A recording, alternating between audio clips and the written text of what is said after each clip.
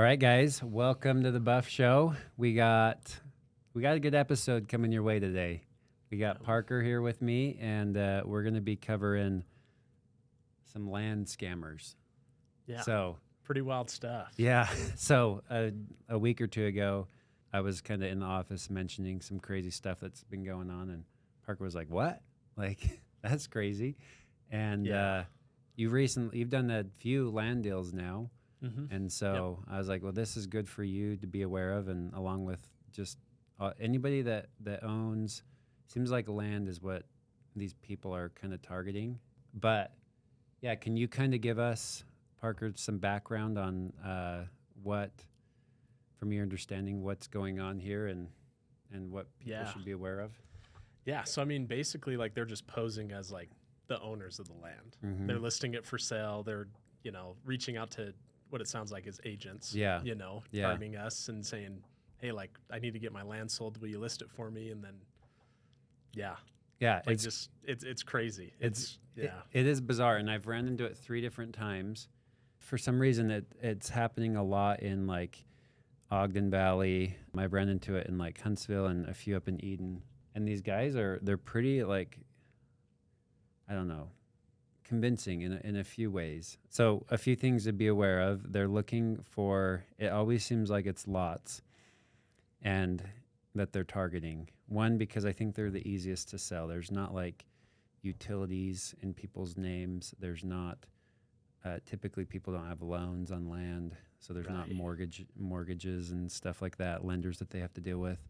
And there's not people living on them. Because what they do is they'll get agents or brokerages to put it up for sale, find a buyer, and then they'll basically sign off on it as if they were a buyer. Most don't get that far because people catch on like, hey, this is weird or this doesn't feel right or seem right. But they're like posing to be the seller.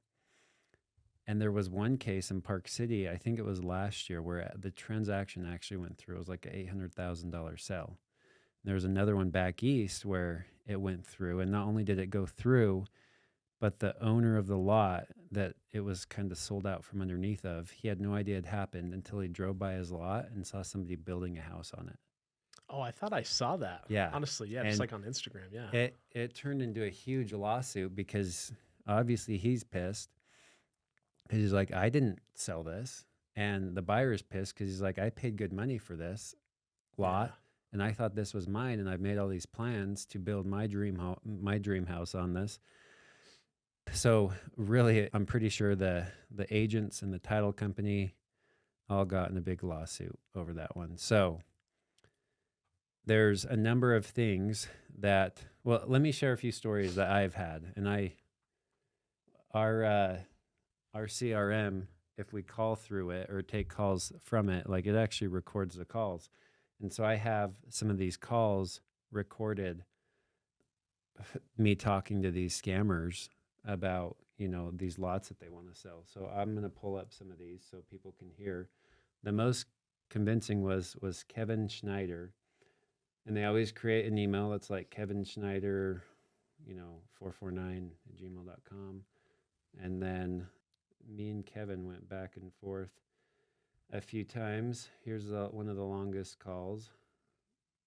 I'll fast forward to it.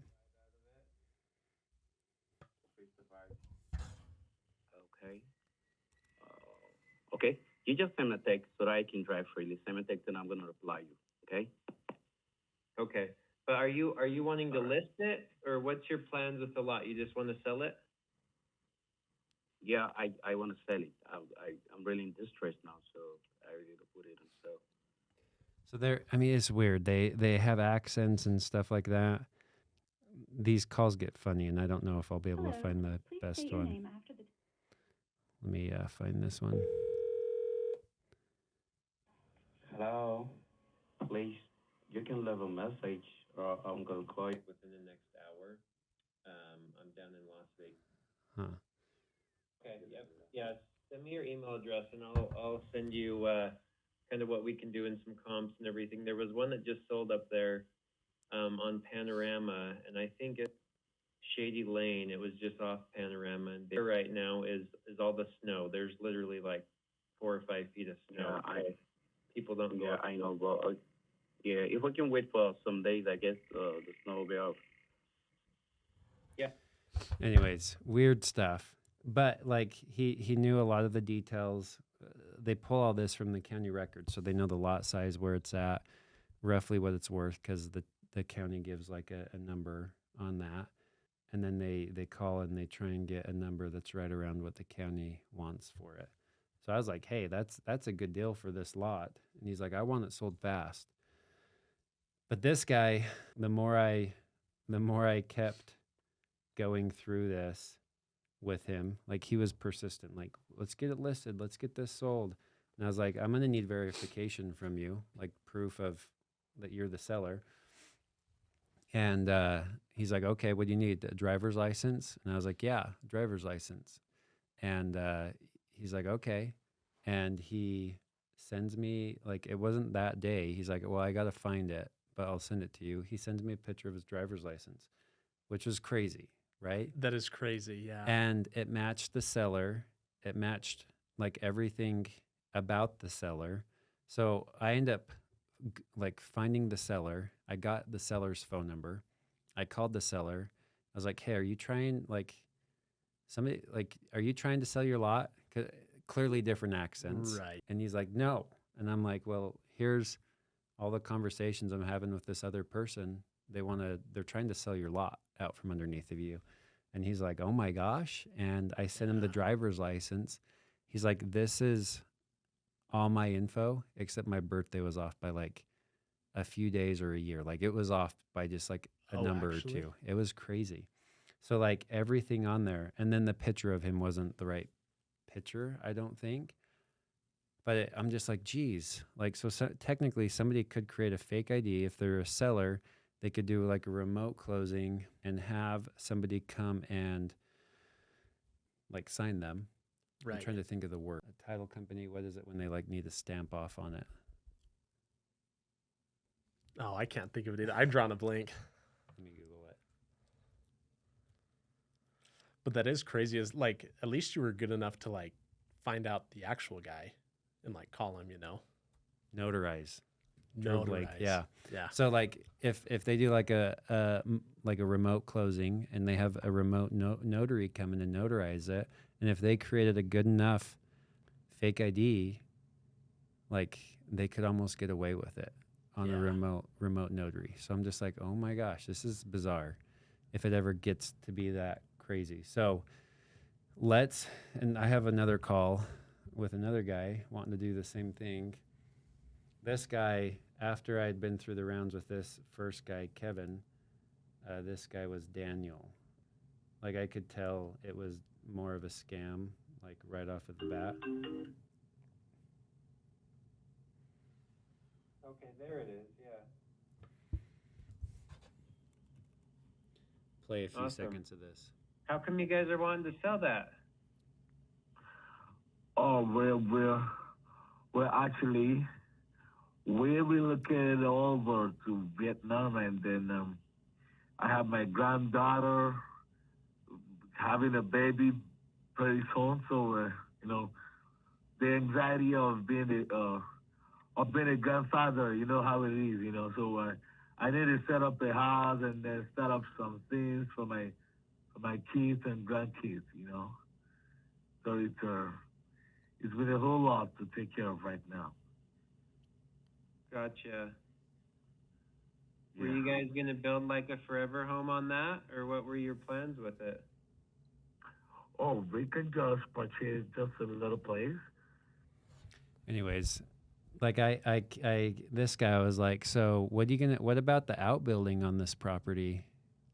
Knowing there's no outbuilding, like just trying to like get him stopped in his tracks. And this one was up at Powder. I'd be like, so do you like skiing at Snow Basin or something like that? Like not even close. Like just trying to like pinpoint that he is 100% sure not the seller. Yeah. But in all cases, like I think there's multiple things that need to happen here. I think as time goes on, like we're gonna have to put in more safety nets, like for sellers and agents. I know what we're doing here in our office is just getting verification of sellers, like getting their IDs, and making sure that there's enough, like having title companies do a full search before we even list a property, making sure that we indeed fact that we do have the right seller when we go to sign. And that's important all the time because we deal with trusts, LLCs, like all these different entities, and you have to make sure you have the right people signing, right? Right. And so by having those like safety nets in place, we're able to ensure that like, hey, we are dealing with the right person on title and they do have the authorization to sell the property. Then as buyers, make sure you always get a title policy, right? Yeah. Because then if you're sold a property that wasn't supposed to be sold, but you paid money for it, like there's a policy there ensuring that, hey, it's got clear title. This is like, you have all these other people verifying who the seller is and that it's a valid transaction, and you have an insurance policy on that. Yeah. And I'm sure that was helpful for like your clients that just bought the lots and stuff like that. Yeah. Knowing that, they were protected there Mm-hmm. and had Yep. that policy. And then as far as sellers go, this is a little bit harder for sellers, like, because if you have a lot paid off, like how do you keep an eye on it? Right. So- Especially like if you're not anywhere near it. Right. You know? Yeah, if it's a recreational lot or just something that you don't really keep an eye on it much for. Yeah. So, like, we had a few ideas on it. They really target things with like more things on the title, like another thing that needs to be signed off on.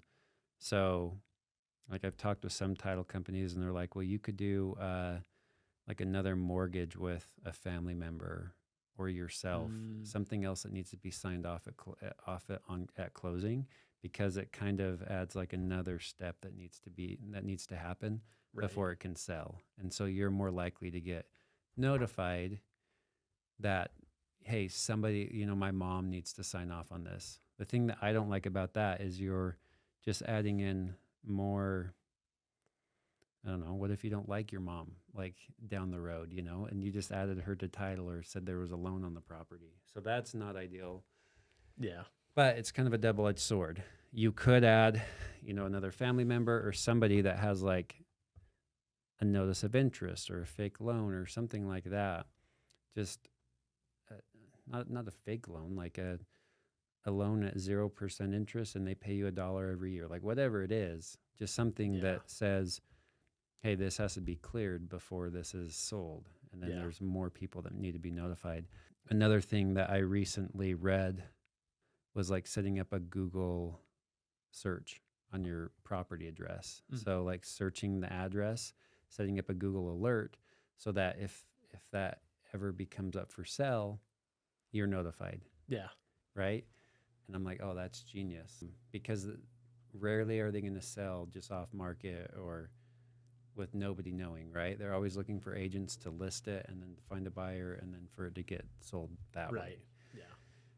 You could even like file a notice of interest on the property yourself saying, hey, if this is sold, I need you to reach me at this phone number, this email address. And then at least they're getting like, there's more tied to the property than just like whatever the county says the mailing address is, you know, in regards to reaching the seller. That could be another way. But I don't know if there's like a clear for sure best practice here yet, because this is kind of evolving as the years go on. Yeah. Yeah. So it's pretty new. we'll have to keep everybody posted. But we wanted to do a quick little podcast on, making people aware of what's going on and what they could do to kind of help protect themselves and keep an eye out for things down the road. So, any other things you want to add or inputs here? I mean, just keep an eye on it. Yeah. Yeah. But I mean, you can't keep an eye on it all the time. Yeah. Life's busy. But Yeah. I think just getting on like Realtor or Zillow or whatever search engine you want and just like being aware of what's up for sale too. Yeah. Checking it monthly isn't a bad idea It's either. not a bad idea. I guess you could set up a Zillow search like, hey, I want to be notified for listings in this area, and set up areas around the properties that you own. Keep an eye out for it. That's another way. I don't know. Just trying to brainstorm, but Yeah. keep an eye out for it. If you have a property that's paid off, that's land, just have some extra precaution there and be on the lookout. Like I'm a little bit concerned with AI and all these other things that are coming out. Like because right now these are just people, but like imagine when the software starts getting smarter than us. So it'll be interesting to That's see. scary stuff. Yeah, it'll be interesting to see where things go. But thanks for tuning in, and till next time, guys.